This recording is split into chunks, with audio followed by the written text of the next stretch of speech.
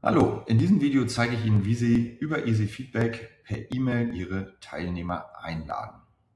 Um Teilnehmer einzuladen, brauchen wir zuerst eine Teilnehmerliste, denn wir brauchen ja die Empfänger, an die wir die E-Mail dann auch und die Einladung senden können. Dazu öffnen wir jetzt als erstes einmal hier oben den Bereich Teilnehmerlisten. Ich mache jetzt mal einen neuen Tab auf. Und hier können Sie jetzt beliebig viele Listen anlegen. Klicken Sie einfach auf Neue Teilnehmerliste, geben dem Ganzen einen Namen und dann kreieren Sie hier eine neue Liste. Ich habe jetzt mal eine vorbereitet. Hier ist eine Employee-List. Und wenn wir die anklicken, kommen wir einmal in die Liste rein und sehen halt den Inhalt. Das wichtigste Merkmal, was wir brauchen, ist die E-Mail-Adresse. Ohne E-Mail-Adresse können wir keine E-Mail senden. Das ist, glaube ich, auch ganz klar. Dann haben wir als nächstes für die persönliche Ansprache im E-Mail-Text Anrede, Vorname, Nachname. Die Angaben können Sie befüllen, müssen Sie nicht befüllen. Die nächste Spalte ist der Referenztext.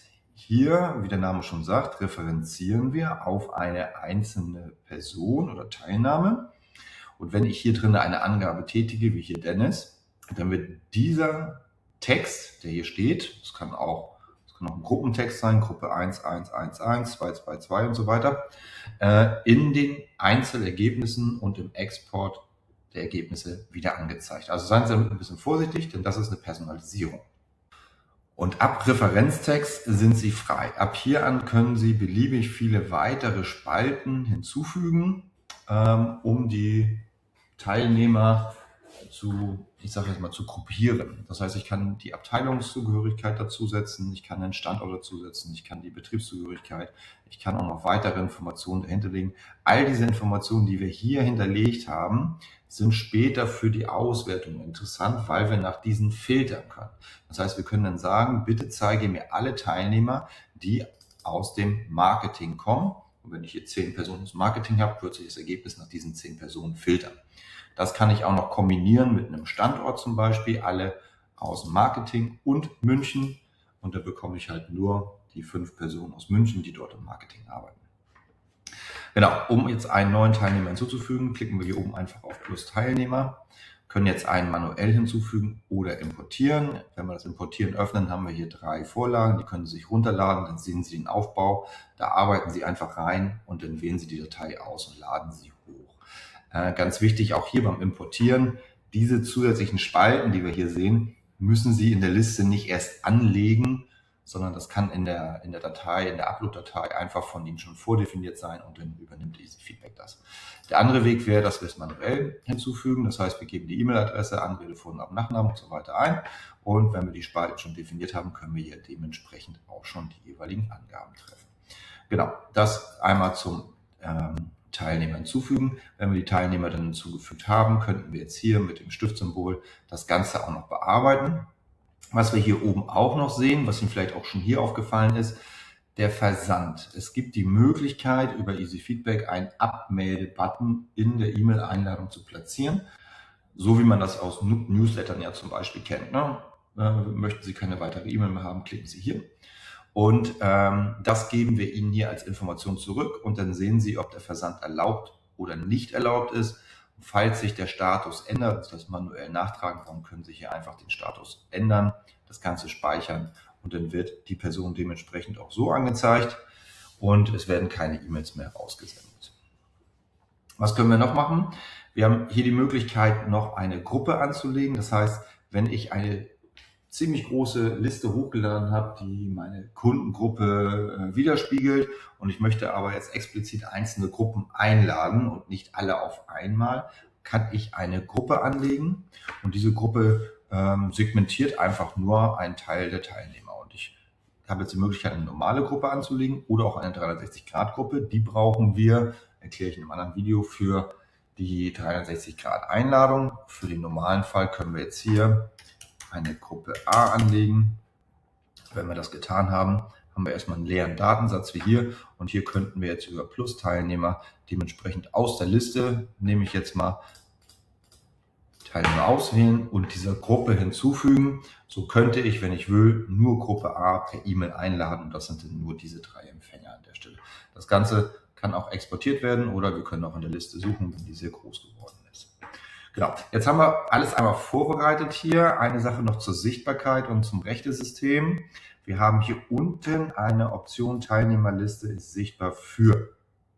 Wenn ich die Liste anlege, kann ich sagen, die ist nur für mich sichtbar. Ich kann die für alle in meinen Firmenaccount hier für alle sichtbar machen. Oder wenn ich nur ein paar Teams habe oder explizite Teams auswählen möchte, dann kann ich das dementsprechend auch hier auswählen. Also wie gesagt, hier können Sie ein bisschen die Sichtbarkeit in Bezug auf Datenschutz etc. einstellen. Gehen wir zurück und öffnen jetzt einmal unsere Mitarbeiterumfrage. Ich klicke einmal hier auf den Quick-Link zum Teilnehmer einladen und dann gehen wir hier in den Bereich E-Mail-Einladung. Hier ist die Liste jetzt schon hinzugefügt, aber wenn Sie die Liste hinzufügen möchten oder weitere, Sie können auch 10 Listen hier hinzufügen, das ist gar kein Problem.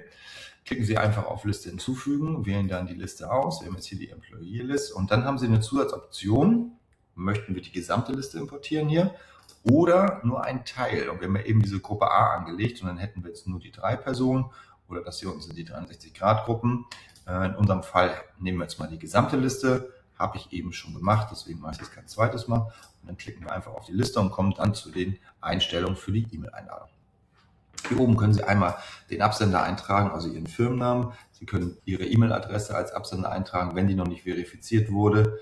Hier ist sie jetzt verifiziert, dann kommt hier so ein Button zum Verifizieren. Dann können Sie die Betreffzeile setzen und hier unter ist dann dementsprechend der Text für die E-Mail-Einladung. Und hier sehen Sie schon wieder die Platzhalter. Anrede, Vorname, Nachname. Das sind die Informationen, das ist bei einer Serienbrieffunktion mit Word oder welche Tools auch immer.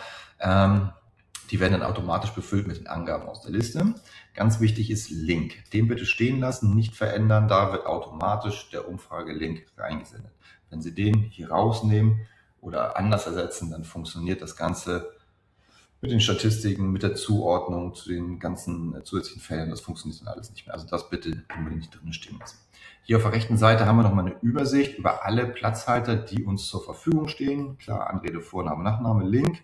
Passwort, wenn ich in den Einstellungen gesagt habe, die Umfrage ist nur ein Passwort möglich. Wenn ich einen Zugangscode nutze, dann eben dementsprechend wird der Zugangscode hier mit reingekopiert.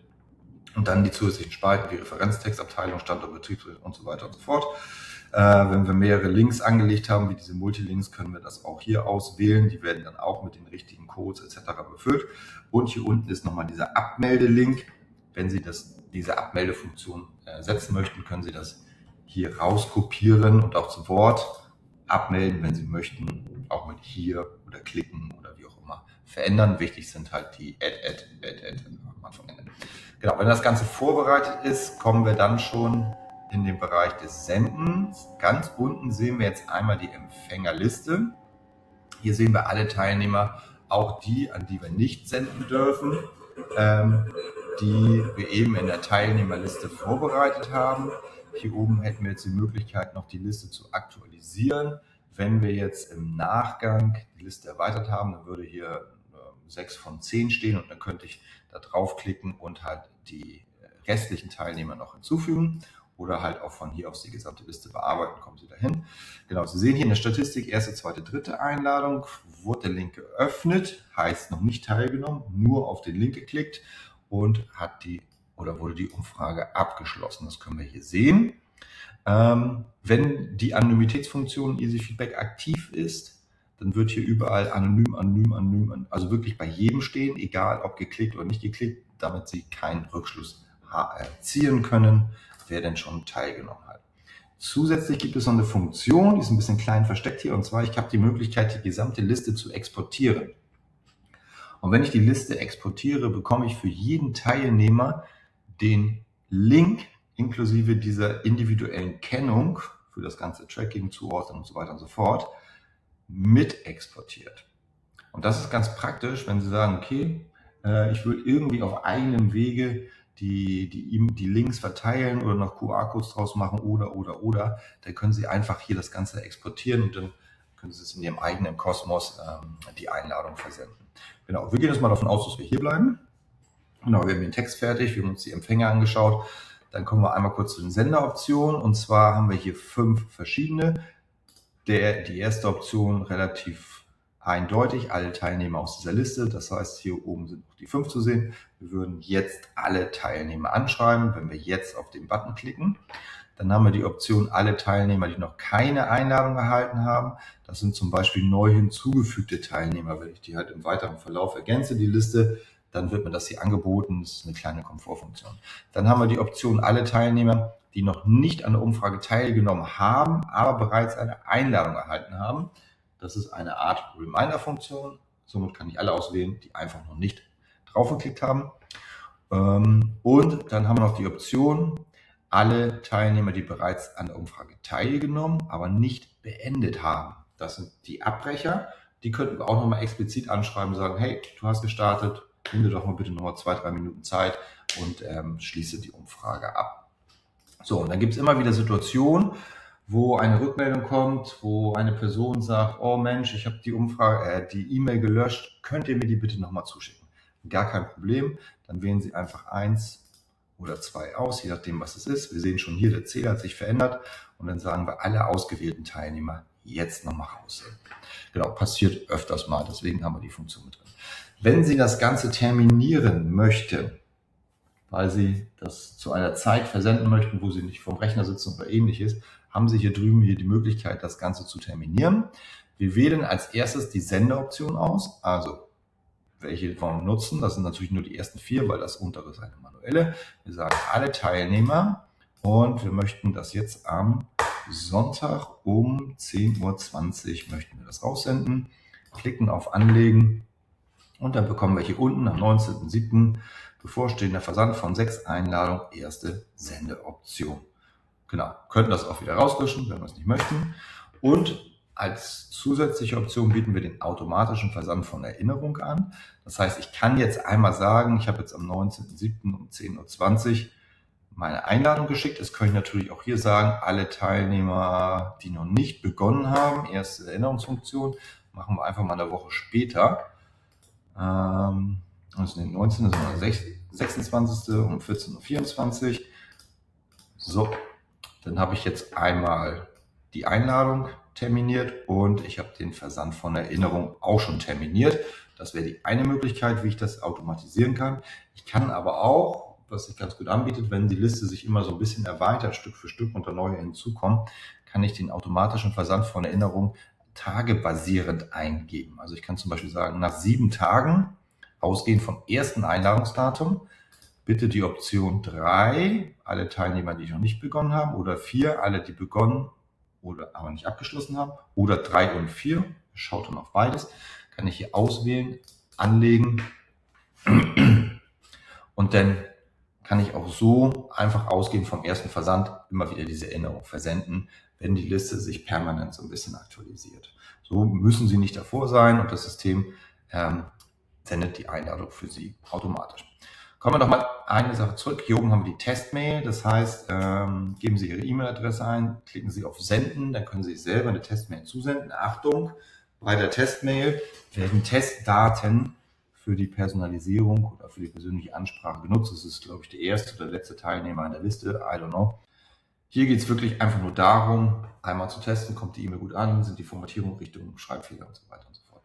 So, dann gibt es die Möglichkeit, dass Sie Ihre eigenen Zugangsdaten hier eintragen. Das ist dafür da. Generell wird die E-Mail über den EasyFeedback Mail-Server versendet. So, Sie setzen sich aber selber als Absender hier oben rein und das bedeutet, dass Absender-E-Mail-Adresse und Absender-Mail-Server nicht identisch sind. Das heißt, es könnte so sein, dass der Empfänger, der Mail-Server des Empfängers sagt, oh Moment mal, das sieht komisch aus, das lasse ich nicht zu, das ist Spam. Das kann passieren. Dafür gibt es jetzt mehrere Möglichkeiten, um das zu verhindern. Das erste wäre ein SPF-Record setzen, haben wir auch bei uns in der Hilfe drin. Merken Sie sich einfach nur SPF. Das authentifiziert den Versand von Ihrer E-Mail-Adresse über unseren Mail-Server. Variante 1. Wenn Sie sagen, Sie möchten über Ihren eigenen Mail-Server senden, haben Sie hier die Möglichkeit, sich von hier aus auf Ihrem Mail-Server einzuloggen. Dann besteht eine Connection und wir übergeben den Auftrag sozusagen an Ihren Mail-Server und der sendet technisch die E-Mails raus. Dafür gibt es 2 Varianten. Einmal die einfache Authentifizierung, da geben Sie einfach mail.ihredomain.com oder de ein, dann Import, Sicherheitsschlüssel, Benutzerdaten. Das ist die relativ einfache Variante, so wie wahrscheinlich auch Ihr E-Mail-Postfach auf Ihrem Rechner eingerichtet wurde. Das sind meistens diese Daten. Und jetzt als weitere Option gibt es OAuth 2.0 und das ist für Microsoft oder Google Workspaces. Hier haben wir noch ein paar mehr Einstellungen mit Client-ID, mit Secret Tenant etc. etc. Die Angaben, so wie sie hier stehen, finden Sie in Ihrer Anwendung und können die dann hier dementsprechend eintragen. Dadurch passiert genau das Gleiche. Wir connecten uns mit Ihrem Mail-Server, geben an diesen den Auftrag weiter zu senden und dann sendet dieser die E-Mails so, dass beim Empfänger alles sauber ankommt. Genau, und so wie wir den E-Mail-Einladungstext hier definieren können, können wir natürlich auch einen Erinnerungstext definieren. Der grüne Haken zeigt uns an, ob wir was hinterlegt haben. Kurz zu der Erinnerungsfunktion. Wir haben ja hier unten eine Erinnerungsfunktion, alle Teilnehmer, die noch nicht an der Umfrage teilgenommen haben. Und hier ist es so, für den Versand dieser Sendeoption ist der Text aus dem Reiter E-Mail-Erinnerung verbindlich. Das heißt, Sie können einen abgewandelten Text bei Erinnerung setzen, der natürlich inhaltlich ein bisschen anders ist. Hey, wir möchten Sie erinnern, nochmal an der Umfrage teilzunehmen, als bei der Einladung. Das können Sie schon vorbereiten. Wenn Sie das vorbereitet haben und mit einer Erinnerungsfunktion arbeiten, wird der Text von dort aus genommen. Sollte unter diesem Reiter kein Text hinterlegt sein, wird automatisch der Text aus dem Reiter E-Mail-Einladung versendet. Das heißt, es wird nie ein leerer Text versendet. Wir schauen, haben Sie was Individuelles angelegt? Wenn ja, wird das versendet. Wenn nein, wird der Originaltext versendet. So, das war es auch schon mit den E-Mail-Einladungen. Ich wünsche viel Erfolg.